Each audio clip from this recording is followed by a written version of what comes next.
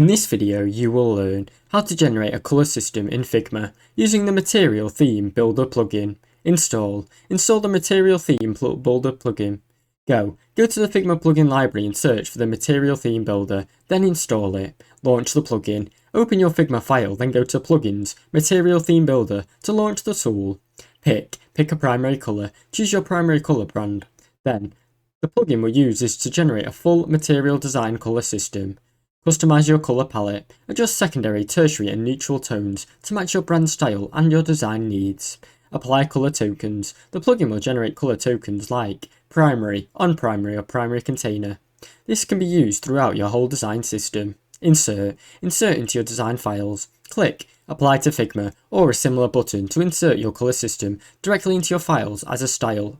Now you know how to generate a colour system in Figma using the Material Theme Builder plugin.